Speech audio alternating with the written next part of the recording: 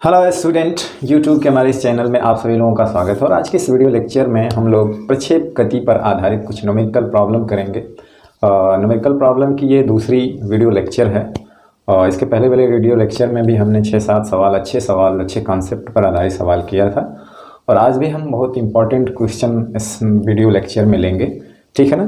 तो आगे बढ़ने से पहले हम कुछ कॉन्सेप्ट है जो कि कहीं कहीं यूज हो सकता है, जो कि कुछ ऐसे सवाल आएंगे जो कि डायरेक्ट फार्मूले पर रहेंगे, लेकिन थोड़ा सा उसमें चेंजिंग रहेगी, तो आप इस कॉन्सेप्ट को लगा करके आराम से इसको कर सकते हैं। जैसे पहला है कि यदि किसी घूमने वाली तोप, कोई घूमने वाली तोप है जो चारों ओर घूम सकती है, तो कितनी एरिया तक जो है वो गोले बरसा सकती है। कोई घूमने वाली तोप अगर है, ठीक है ना, जो चारों ओर घूम सकती है, तो कितनी एरिया तक वो गोले बरसा सकती है, ठीक है ना। तो आप जानते हैं कि जैसे तोप है तो वो गोला फेंकती है तो कितनी एरिया तक वो जा सकता है, तो वो कितनी एरिया तक जा सकता है, तो उसका रेडियस जो काम करेगा। जैसे मान लीजिए सपोज करिए तोप को ऐसे फेंका जा रहा है, ये गोला बरसा रहा है थीटा कोण पर, ठीक है ना, यू वेलोसिटी से सपोज करिए। तो ये अगर चारों ओर घूमेगा, अगर इस तरफ फेंकेगा तो मैक्सिमम आर यानी आर मैक्स ले लेंगे तो ये मैक्सिमम यहाँ तक आ सकता है, और इसी तरह से ये चारों ओर जा सकता है, ठीक है ना। तो एक सर्किल बनेगा और आर मैक्सिमम उसका क्या होगा, आर मैक्सिमम उसका रेडियस हो जाएगा। तो कितने चारों ओर गोला बरसा सकते हैं, मतलब कि अगर हम देख सकें तो वो सर्किल का जो एरिया होगा वो क्या हो जाएगा, पाई आर मैक्स स्क्वायर। भाई इतनी एरिया लेगा, अगर चारों ओर घूमेगा तो एक सर्किल में गोला बरसाएगा, तो मैक्सिमम कहाँ तक फेंकेगा, तो वो अपने मैक्सिमम पास, और ऐसा चारों ओर फेंकेगा तो एक सर्किल बनेगा जिसकी रेडियस आर मैक्स होगी, ठीक है ना। तो ये पाई और आर मैक्स का मान होता है यू स्क्वायर अपान जी, तो इसका होल स्क्वायर कर दीजिए, तो पाई यू के पावर 4 अपान जी स्क्वायर, ठीक है ना। तो इस तरह का अगर सवाल आता है तो आप इसका इस्तेमाल कर सकते हैं, ठीक है ना। चलिए अब जैसे दूसरा है, हम जानते हैं ये कि r बराबर होता है यू स्क्वायर साइन 2 थीटा, तो आप इसको लिख सकते हैं u, ठीक है ना, और यहाँ u रहने दीजिए, इसको लिख सकते हैं 2 sign theta into cos theta, sorry ये अपान जी रहता है, ठीक है ना। तो आप इसको क्या लिख सकते हैं आप इसे 2u इसे लिख सकते हैं u cos थीटा एक साथ कर लीजिए, 2u साइन थीटा एक साथ कर लीजिए अपान जी, ठीक है ना। तो ये क्या हो सकता है, जो कोई पिंड या कोई प्रक्षेप फेंका जा रहा है, तो ये प्रक्षेप का क्या हो गया, वेग का 36 घटक, यानी कि पिंड या प्रक्षेप का वेग का 36 घटक, यानी कि पिंड के वेग का 36 घटक मान लो ये दिया हो, और गुणे ये क्या है, उड्डयन काल क्या होता है 2u साइन थीटा अपान जी। तो r बराबर ये भी हो गया पिंड के वेग का 36 घटक, जिसको हम लोग u cos थीटा कहते हैं, और ये उड्डयन काल। सपोज करिए अगर उड्डयन काल दिया हो और r दिया हो, पूछे कि उस प्रक्षेप के वेग का 36 घटक क्या होगा, है ना, 36 घटक, तो हम डायरेक्ट u cos थीटा इसमें ले जाकर इससे भाग दे करके निकाल सकते हैं, ठीक है ना। अब आगे है तीसरा है, कभी कभी ऊर्ध्वाधर सवाल में दिया रहेगा, तीसरा मान लो कि कभी कभी दिया रहेगा, सवाल में दिया रहेगा कि ऊर्ध्वाधर वेग का मान 0 है। ऊर्ध्वाधर वेग का मान 0 का क्या अर्थ है, यानी कि पिंड के या प्रक्षेप के ऊर्ध्वाधर वेग का मान 0 का अर्थ है कि प्रक्षेप पे क्या है, प्रक्षेप उच्चतम बिंदु पर है। कहाँ पे है, उच्चतम बिंदु पर है, यानी कि इस तरह से प्रक्षेप फेंका जा रहा है, तो ये उच्चतम बिंदु पर, यहाँ पे उसका ऊर्ध्वाधर वेग क्या होता है, 0 होता है, ठीक है ना। अगर ऊर्ध्वाधर वेग का मान 0 है तो वो कहाँ पे है, उच्चतम बिंदु पर है, ठीक है ना। उसी तरह से एक चीज़ और है यहाँ पे, अगर हम लिख सकते हैं चौथा, जैसे हम जानते हैं कि h बराबर जो मैक्सिमम हाइट होती है you square sine square theta upon 2g है, तो इसको क्या लिख सकते हैं, इसको लिख सकते हैं u अपान 2g अलग कर लीजिए, गुणे ये इसे आप क्या लिख सकते हैं, इसको लिख सकते हैं u साइन थीटा का होल स्क्वायर बटे 2g, या हम लिख सकते हैं ऊर्ध्वाधर वेग, ये ऊर्ध्वाधर वेग का स्क्वायर है कि नहीं, पिंड का ऊर्ध्वाधर वेग है ना ये, और 36 वेग था ये, तो ऊर्ध्वाधर वेग का स्क्वायर हो जाएगा ये, ऊर्ध्वाधर वेग का स्क्वायर अपान 2g। तो अगर हमें ऊर्ध्वाधर वेग दिया हो, ऊर्ध्वाधर वेग दिया हो, प्रारंभिक वेग का ऊर्ध्वाधर वेग का ऊर्ध्वाधर घटक दिया हो, और g की वैल्यू तो हमें ऑलरेडी मालूम रहती है, g की वैल्यू 10 हो या 9.8, तो हम मैक्सिमम हाइट ये निकाल सकते हैं। अगर डायरेक्ट टोका दिया हो कि पिंड का ऊर्ध्वाधर वेग ये है, ठीक है ना, इस ऊर्ध्वाधर वेग से फेंका जाता है, तो वो कितने हाइट तक जाएगा, तो आप इसको आराम से कैलकुलेट कर सकते हैं। अब देखिए कोई प्रक्षेप अगर फेंका जा रहा है ना, तो वह जब लौट करके पृथ्वी से टकराता है तो उसके संवेग में परिवर्तन की बात करते हैं, ठीक है ना।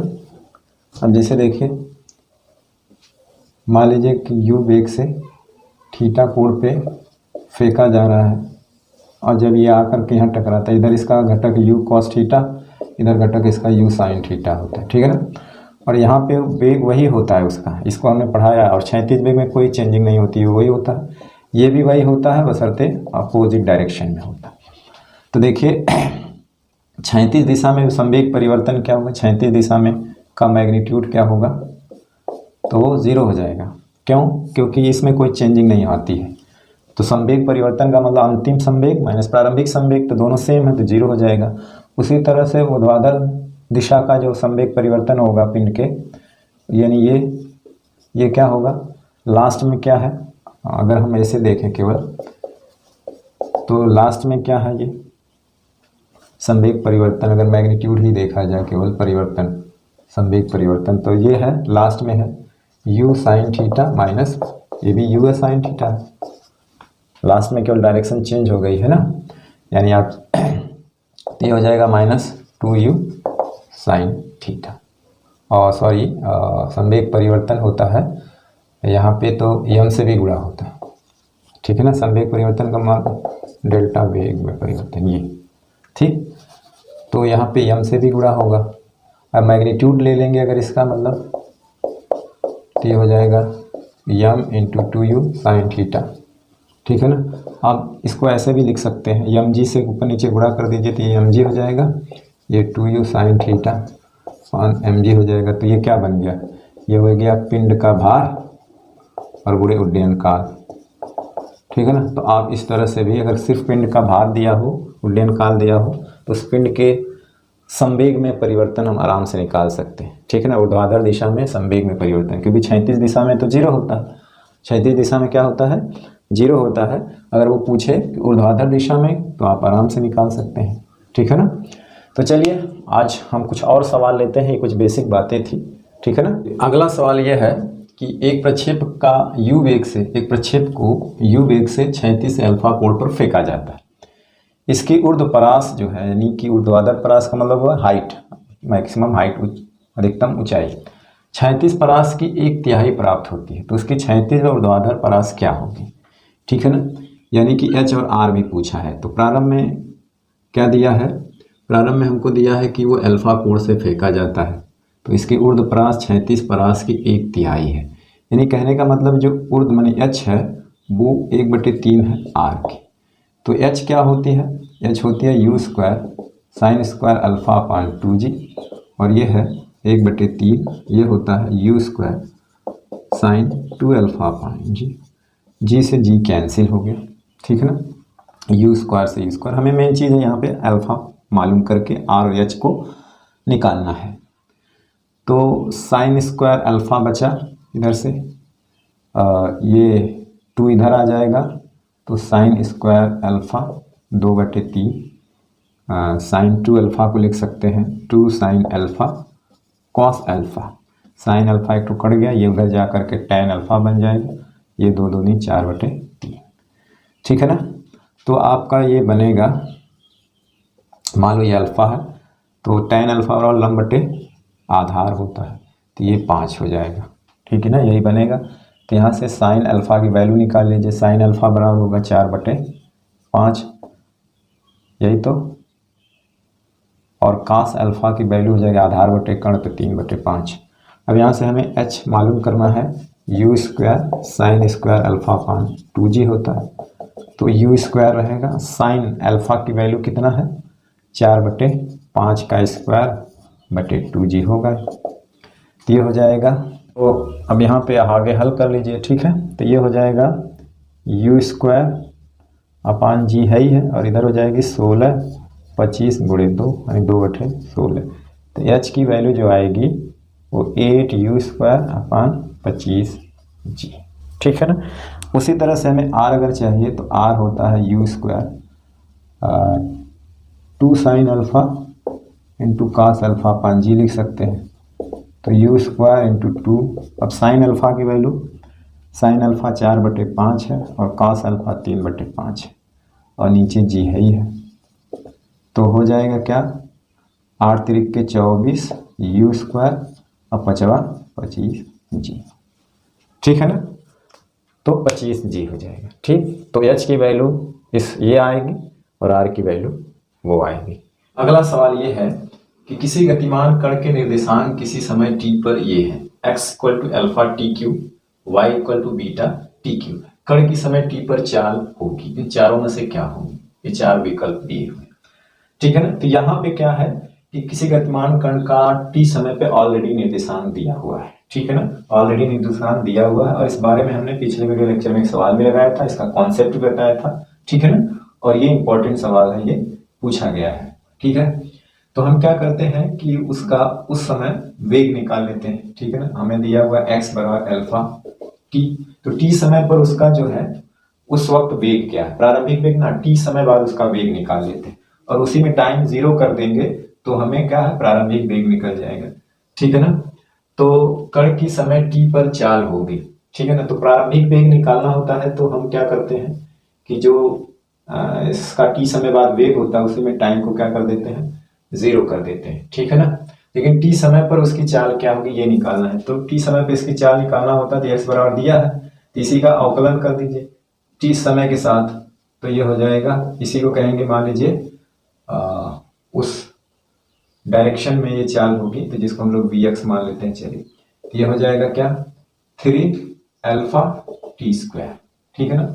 उसी तरह से y बराबर दिया है बीटा टी क्यूब, तो dy अपान dt क्या हो जाएगा t समय बाद, ये भी 3 बीटा टी स्क्वायर। फर्स्ट अवकलन हमने किया है, ये मान लीजिए उस t समय बाद उसकी वेलोसिटी ये है। तो वो चाल पूछा है ना t समय पे, तो नेट पूछा है उसका, नेट, ठीक है ना। अगर हमको v अगर वेक्टर फॉर्म में लिखें तो इसको लिखेंगे vx प्लस vy, या इसको ऐसे भी लिखा जा सकता है vx i क्या vy j क्या। और इसका मैग्नीट्यूड यानी चाल पूछा है, तो इनके जो कोएफिशिएंट होते हैं उनका स्क्वायर होता है, इस तरह निकाला जाता है, स्क्वायर का योग का वर्गमूल लिया जाता है। अब सोच लीजिए vx कितना दिया है, 3 alpha T square, 3 alpha T square का होल स्क्वायर, ये 3 बीटा टी स्क्वायर का होल स्क्वायर, फिर अंडर रूट है। तो यहाँ पे देखिए इसका स्क्वायर करिए तो ये हो जाएगा 9 हो जाएगा 9, और ये टी स्क्वायर दोनों जगह है, कॉमन हो जाएगा, और ये 9 ये तीनों कॉमन हो जाएंगे, टी ये भाई इनके स्क्वायर होंगे लेकिन कड़ी के बाहर हो जाएंगे, तो इनका वर्गमूल है, जैसे 9 होगा 9, इसका वर्गमूल 3 आएगा, टी के पावर 4 टी के पावर 4 वर्गमूल टी स्क्वायर आएगा। तो अंदर क्या बचेगा, सिंपल सवाल था ये, अल्फा स्क्वायर बीटा स्क्वायर, ठीक है ना। तो टी समय बाद उनका अगर हमें वेलोसिटी निकालना है तो बहुत आसान तरीका होता है, उनका टाइम के साथ अवकलन कर दीजिए, तुरंत निकल जाएगा। अगर हमको टी समय पे उनके निर्देशांक ऑलरेडी पता है तो, और ये वेलोसिटी टी टाइम पर ताक्षणिक वेग कहलाता है, इंस्टेंटेनियस वेलोसिटी का। तो ये मैग्नीट्यूड का मतलब उसकी स्पीड उस वक्त टी समय पर ये होगी 3t square alpha square beta square under root में, तो ये वाला सही होगा, ठीक है ना। अगला सवाल है कि एक बच्चा है तो 10 मीटर ऊंची इमारत पर खेलते हुए, इमारत की ऊंचाई 10 मीटर पे है, वही खेलते हुए एक गेंद को 10 मीटर पर सेकंड के वेग से 36 से 30 अंश के कोण पर फेंकता है। मतलब इस तरह का कॉन्सेप्ट भी बताया जा चुका है, ठीक है ना। ये इमारत है, ठीक है, इस पर खेलते हुए ये 10 मीटर है, ठीक है ना, 36 वेग से 36 से ऊपर को 30 अंश के कोण पर, ये 36 डायरेक्शन है, और यहीं से ये 30 अंश के कोण पे ठीक है ना, 10 मीटर पर सेकंड के वेग से फेंकता है, ठीक है ना। पृथ्वी से कह रहा है, पृथ्वी से 10 मीटर ऊंचाई, पृथ्वी से 10 मीटर ऊंचाई गेंद फेंकने के बिंदु से, गेंद के फेंकने के बिंदु ये है, कितनी दूर जाके गिरेगी। कह रहा है कि इससे वो कितनी दूर जाके गिरेगी, ठीक है ना, इससे वो कितनी दूर जाकर के गिरेगी। तो उसका मार्क कुछ इस तरह का आएगा, यानी कि ये वाला पॉइंट पूछ रहा है ये, ठीक है ना, ये नहीं, यानी कि वो इमारत के निचले पॉइंट से वो कितनी दूर गिरेगा, धरातल पे नहीं, यहां से ये कितनी दूर पे। तो ये बिल्कुल पिछला तरीका है कि ये मान लीजिए ग्राउंड यही है, तो ये प्रक्षेपण हो गया ग्राउंड टू ग्राउंड, प्रक्षेपण क्या हो गया, ग्राउंड टू ग्राउंड। तो ये पूछ रहा है, ये एक तरह से उसका रेंज हो जाएगा, ठीक है ना। तो इसके लिए वो फार्मूला लगेगा, आर बराबर वही स्क्वायर साइन 2 थीटा अपॉन जी, डायरेक्ट लगा सकते हैं। और हाइट के लिए भी वही लग सकता है, उड्डयन काल के लिए भी लग, सिर्फ इतने के लिए उड्डयन काल लगे, लेकिन यहां से यहां तक का समय कुछ और होगा, ये डिस्टेंस कुछ और होगी। इसके लिए इधर वाला वेलोसिटी और प्लस उड्डयन काल ये जो होगा उसमें गुणा करेंगे तब ये मिलेगा, ठीक है ना। तो आर बराबर यू की वैल्यू 10 का स्क्वायर साइन 2 थीटा की वैल्यू 30 डिग्री है और अपॉन जी की वैल्यू 10, यानी कि ये साइन 60 हो गया। तो आर बराबर ये 100 हो गया, साइन 60 डिग्री हो गया और जी की वैल्यू 10 का हमें 100, ये 10 हो गया। तो 10 गुणे और साइन 60, साइन 30 की वैल्यू तो मालूम है कितना होता है, 1/2, और साइन 60 की वैल्यू होती है करड़ी में 3/, ये हो जाएगी करड़ी में 3/2, यानी 25 10, तो ये हो जाएगा 5√3, ये हो जाएगा 5 गुणे 1.732। तो इसका इसमें गुणा कर दीजिए, 5 गुना 10, 5 3 15 1 16, 5 सते 35 1 36 और 5 1 कम 5 3 8, ठीक है ना। तो कितना होगा, कितनी दूर गिरेगी, इतना मीटर, ठीक। तो रिजल्ट क्या आएगा, ये आर कितना हो जाएगा, 8.66 मीटर दूर जाके गिरेगी। ये पूछा असल में, यही पूछता कि 3600 कितनी ऊंचाई पर जाती, तो ये लगा देते, उसके लिए you square sine square theta upon 2g, ठीक है ना। अगला सवाल है कि एक गेंद किसी बिंदु ए से 4u तथा उन्नयन कोण थीटा से ऊर्ध्वाधर तल में फेंकी जा रही है। उसी बिंदु तथा उसी समय एक मनुष्य u/2 चाल से गेंद को पकड़ने के लिए दौड़ना प्रारंभ कर। क्या मनुष्य गेंद को पकड़ लेगा, यदि हाँ तो किस कोण पे। तो u/2 चाल से वो दौड़ना शुरू करता, आधी चाल से, ठीक है ना। u से वो फेंका जाता है और क्षैतिज दिशा में u/2 चाल से गेंद को पकड़ने के लिए दौड़ना प्रारंभ करता है। तो क्या मनुष्य गेंद को पकड़ लेगा, यदि हाँ तो किस कोण पे। तो पहली बात है कि मनुष्य गेंद को पकड़ लेगा, ठीक है ना। तो किस कोण पे पकड़ेगा, तो जाहिर सी बात है कि ये इस थीटा कोण पे u वेग से फेंका जा रहा है, तो इसका 2 घटक लेंगे, तो ये u cos थीटा होगा और इधर हो जाएगा u sin थीटा। कहने का मतलब है कि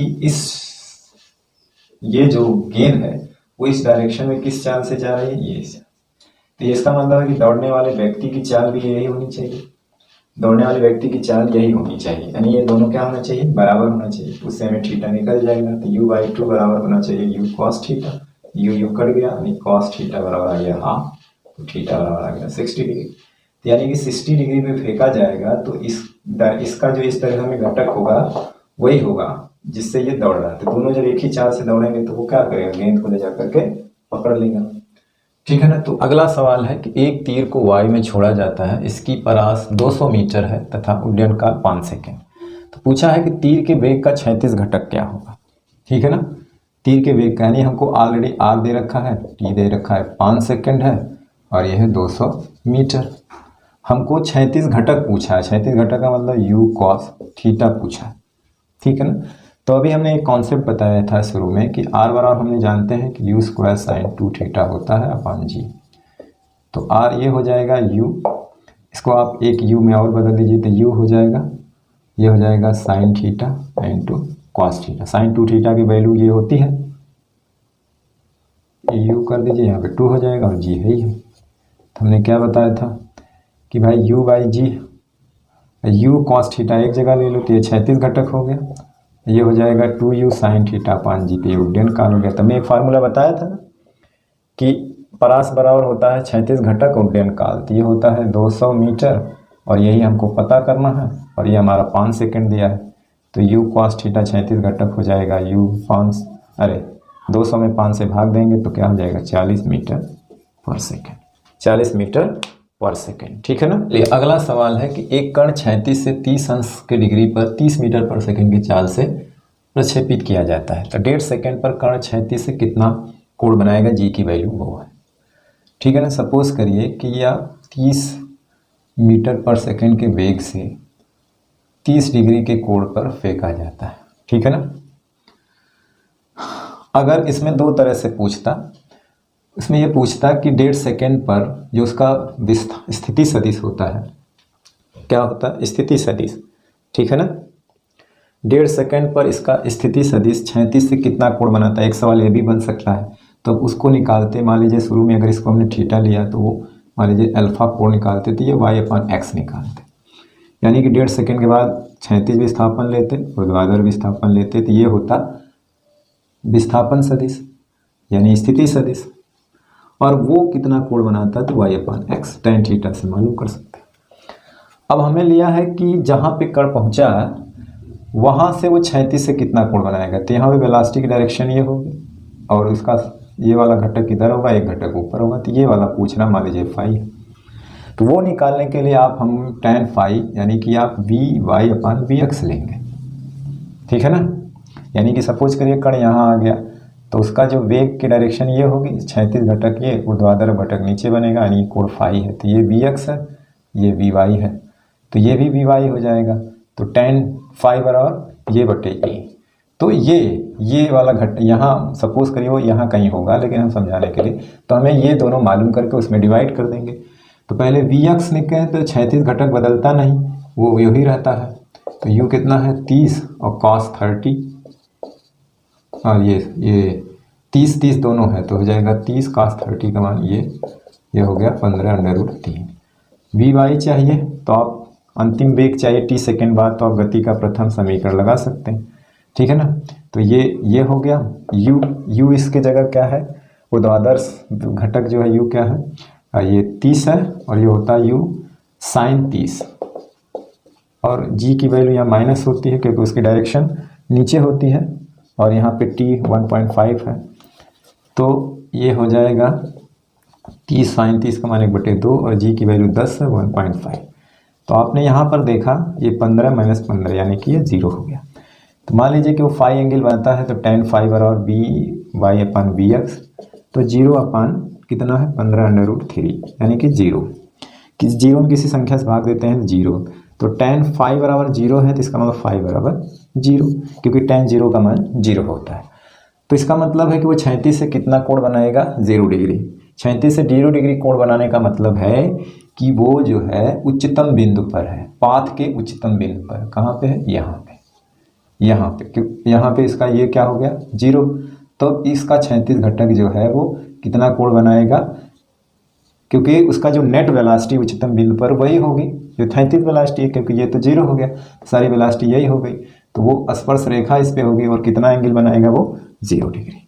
कितना बनाएगा 0 डिग्री। अगला सवाल है कि एक प्रक्षेप का प्रारंभिक वेग ai cap plus bj cap meter पर सेकेंड है। यदि कण की परास अधिकतम ऊंचाई की दोगुनी हो तो सिद्ध करिए b बराबर 2a। ठीक है ना। तो कह रहा है कि यदि कण की परास जो है अधिकतम ऊंचाई की दुगनी हो, यानी कि परास जो है वो 2h ये दे रखा है। ठीक है ना। प्रारंभिक वेग ये है, इस वेग से फेंका गया है। ठीक है ना। यानी प्रारंभिक वेग का घटक दिया हुआ, जैसे कहने का मतलब है कि अगर हम कण को u वेग से अगर हम फेंकते हैं थीटा कोण पे, तो इसका एक घटक u cos थीटा इधर आता है, एक घटक इधर आता है। इसको हम लोग ux मान लेते हैं, ये मान लेते हैं uy है। तो u को ऐसे लिखा जाता है ux i कैप और uy j कैप। ठीक है ना। प्रारंभिक वेग यही है, तो वही चीज़ दिया हुआ है वो। अगर हम इससे तुलना करें प्रारंभिक वेग, तो a i cap b j cap से तुलना करें तो हमें ux जो है वो क्या मिल जाएगा a, और uy जो क्या मिल जाएगा b। ठीक है ना। क्या मिल जाएगा b। ठीक। और ये होता है, ये हो जाता है ux मतलब u cos थीटा बराबर ये हो गया, और u साइन थीटा b हो गया, दोनों मिल गया। ठीक, और एक चीज़ वहाँ पे दिया हुआ है कि r बराबर होता है 2h, ऑलरेडी दिया हुआ, हमें u cos थीटा की जगह a लिख सकते हैं, u साइन थीटा की जगह हम लोग v लिख सकते हैं। r जो है वो होता है u square sine 2 theta upon g है, तो r जो है u इसको लिख सकते हैं u स्क्वायर, इसको लिख सकते हैं 2 sign theta into cos theta upon g। तो ये हो जाएगा, u को दो जगह बांट दीजिए, तो 2/g इधर रखिए, एक ठो रखिए u साइन थीटा हो जाएगा इंटू u कॉस थीटा। तो ये बन गया 2/g, रहने दीजिए, u साइन थीटा को a रखिए और u कॉस थीटा को b रखिए, तो ये बन गया 2ab अपान g। यही बनेगा भाई, u साइन थीटा b है और u कॉस थीटा क्या है, g है। और हमने बताया हुआ था u cos theta into ten काल बटे g होता है। उसी तरह से h बराबर देख लीजिए, h बराबर u square sine square theta upon 2g होता है। तो देखिए यहाँ पे इसको आप क्या लिख सकते हैं, इसको लिख सकते हैं u साइन थीटा का होल स्क्वायर अपान 2g। तो u साइन थीटा की वैल्यू क्या है b, तो b का स्क्वायर अपान 2g हो जाएगा। ठीक, अब देखिए ये वाला रिलेशन आप यहाँ पे रख दीजिए, तो r की वैल्यू हमने पाई है 2ab अपान g, और यहाँ पे h की वैल्यू पाई है हम लोगों ने 2 पहले से, और h की वैल्यू है b square upon 2g। g से g कैंसिल हो गया, ठीक है ना, g से g कैंसिल हो गया, और यहाँ से 2 से t कैंसिल हो गया, और यहाँ से एक b से b कट गया, तो b बराबर क्या मिला, 2a मिल गया, b बराबर 2a। ठीक है ना, तो इस तरह से ये प्रूफ हो गया। चलिए आज का वीडियो लेक्चर में ही समाप्त करते हैं। नेक्स्ट वीडियो लेक्चर में फिर न्यूमेरिकल के साथ आपसे फिर से मिलते हैं। तब तक पढ़ाई करते रहिए, पढ़ते रहिए। All the very best, thank you very much.